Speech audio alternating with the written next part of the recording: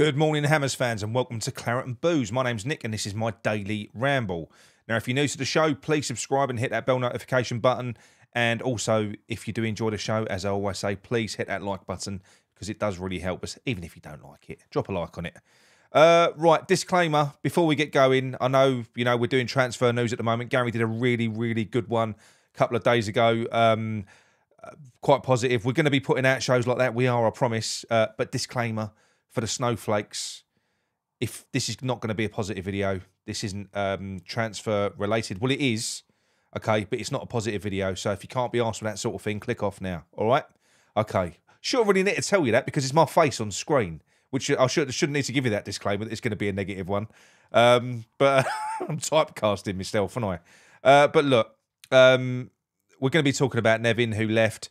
We're going to be talking about Alex Scott and the in relation to the post that I put up on the community section of YouTube last night. I'm recording that now, actually. It's the night before. So, yes, I'm going to try and do my best on this one. I'm still feeling a bit fragile because I was out at an awards night last night in Warwick, and it was heavy. It was a heavy one. So I'm a little bit shaky. Shaking like a shitting dog, as they say. But I'm back in work tomorrow, so I need to sort myself out. Okay, but look, let's get into the first story anyway. And that is Alex Scott. Now,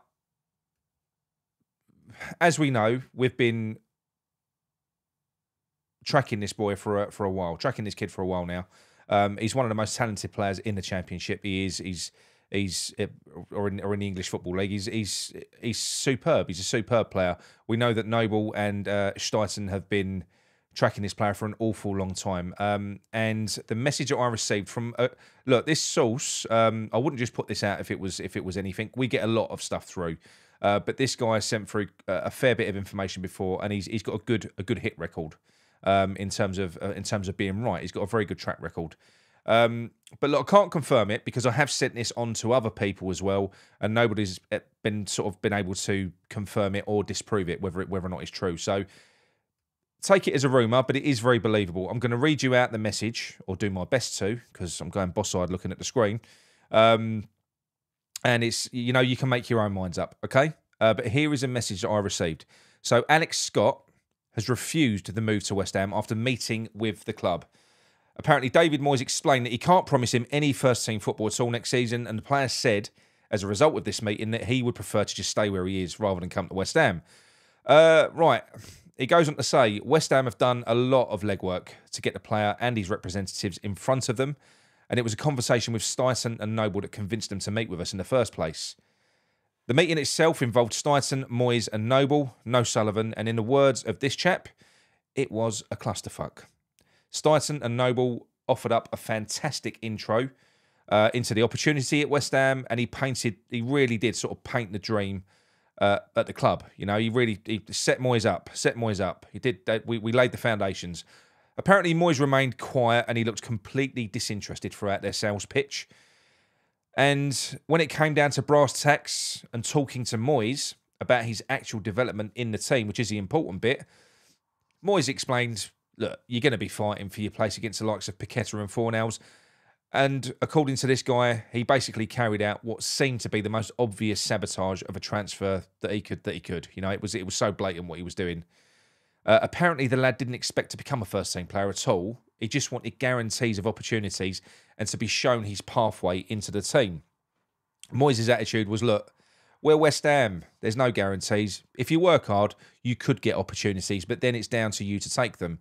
And then a representative of Scott, thought to be his dad, a family member, asked what the issue was with Downs this season, who they thought had played well when he did play, even though he was never deployed in his strongest position. This wound Moyes up, and his aggravated response, apparently, was, look, I think I'm the most qualified in terms of what his strongest position is, and the fact that his game time is reduced as opposed to increased this season, it tells you all that you need to know about his performances. Some players take their chances and some players don't. Noble and Stuyton looked flabbergasted and attempted a few recoveries, but the damage was done. Wow. What do you think about that? Like I say, it's unconfirmed. You got to look at it as a rumour, but it's very believable. We know that we've had something similar with Onana last season, where Onana's come into the club. He just wanted assurances that he was going to be given some first-team football. Moyes couldn't give it to him because Moyes wanted to bring Onana in to replace... is for this season. He wanted to bring him in for this season. So he wasn't willing to give him a first-team wage or anything like that. Couldn't give Onana any guarantees of any sort of opportunities, first-team football this season. So Onana went to Everton, you know. A player who we're currently linked with, and if we was to buy him now, it would cost us another 20 million, plus more wages than what we would have had to have paid him back then to have got him into West Ham. So I can't see us sanctioning that deal, because I certainly wouldn't. If I was Sullivan, I'd be like, no, Moyes, you missed the boat on that, mate. You've got to take the odd risk. Yeah, well, it's sickening, really. The fact that Steidten and Noble have put so much work into this, and I know that Steidten officially has only just started at West Ham, but he hasn't.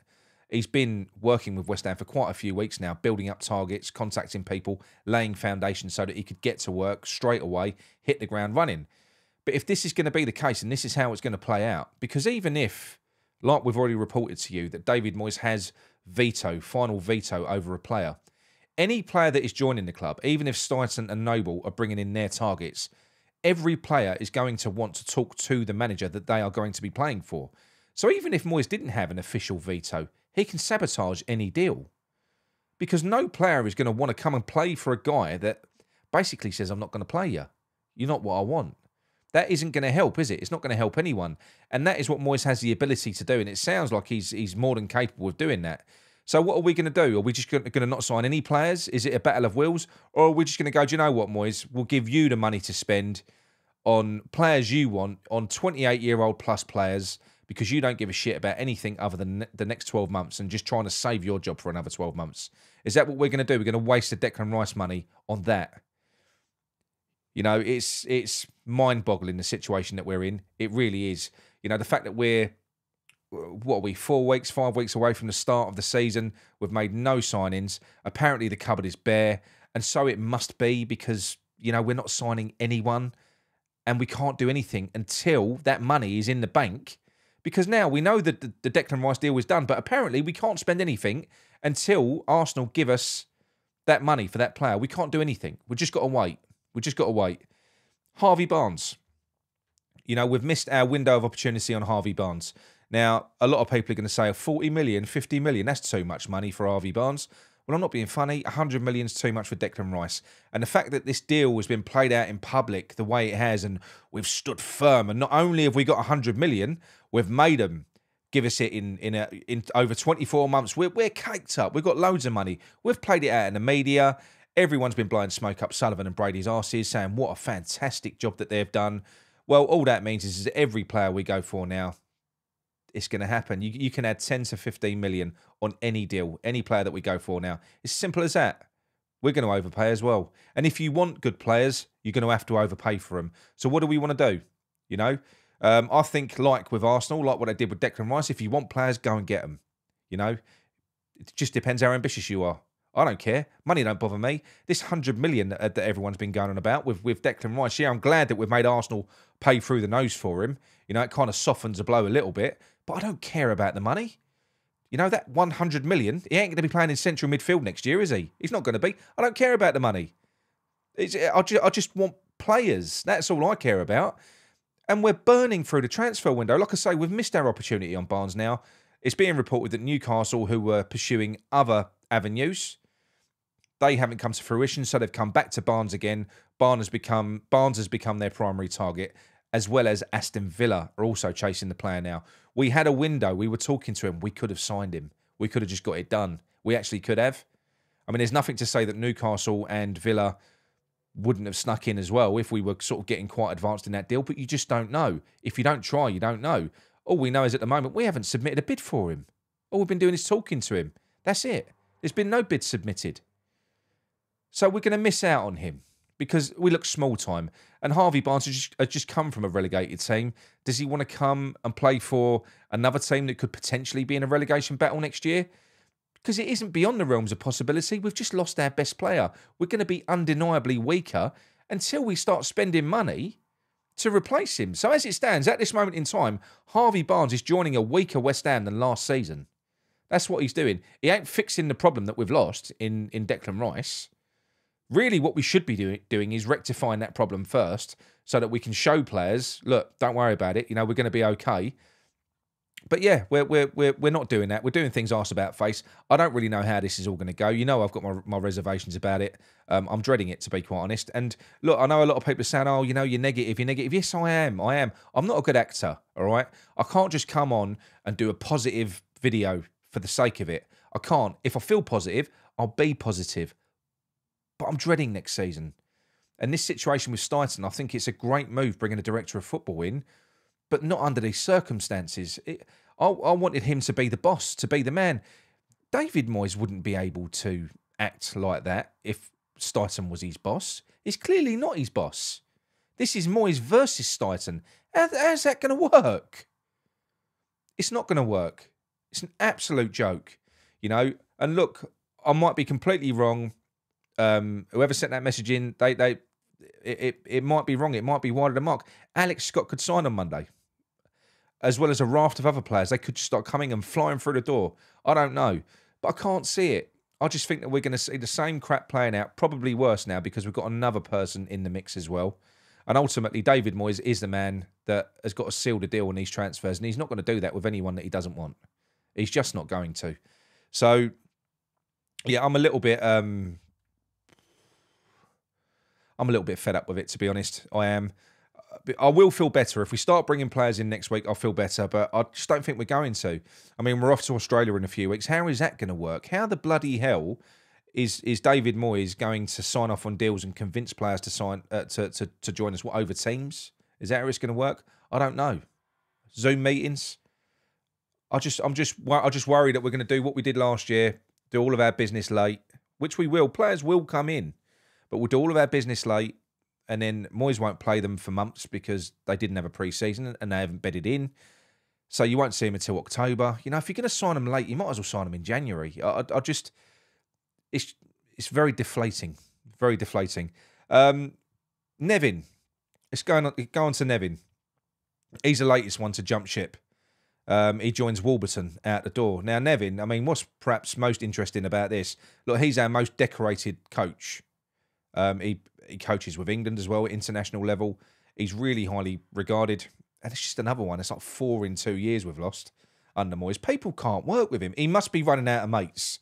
He's got to be running out of friends that want to come and take this poison chalice as David Moyes is number 2 or 3, because there is clearly a problem there. There's got to be a problem there with him.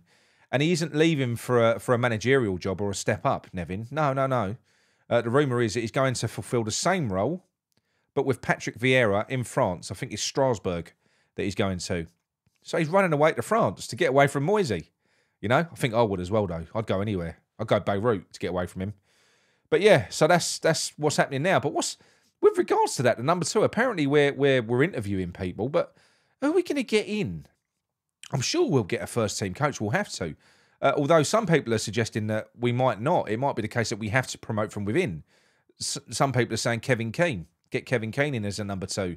But that would only be because we couldn't get anyone else in from the outside to come into Moyes. That's the only way we would do that.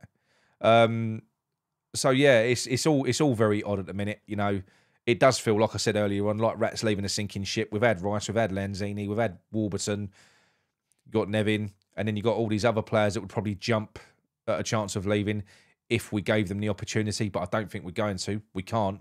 We're going to have to hold them hostage and not let them go, and just try and convince them all. But even that, you know, Stuyton is the type of guy, apparently, charismatic person. He could put his arm around a few players, maybe reverse a few of these situations and make them feel a bit better about things. But ultimately, he can't if he's got David Moyes in the other ear, doing what David Moyes does, which is, you know, disintegrate team spirit, which is what he done last year. But look, that's it from me. Another happy video. All right. I promise you, when there's good news, I will bring it. But yeah, as it stands, I'm just, like I said, I'm not feeling positive at the moment. I'm not. I'm sorry. I wish I was. Well, I'm not sorry. It's not my fault. You know, I'm not running things at West Ham. Give me something to feel positive about West Ham, for fuck's sake, please. You know. But yeah, look, that's it from me anyway. If you like the video, please drop a like on it.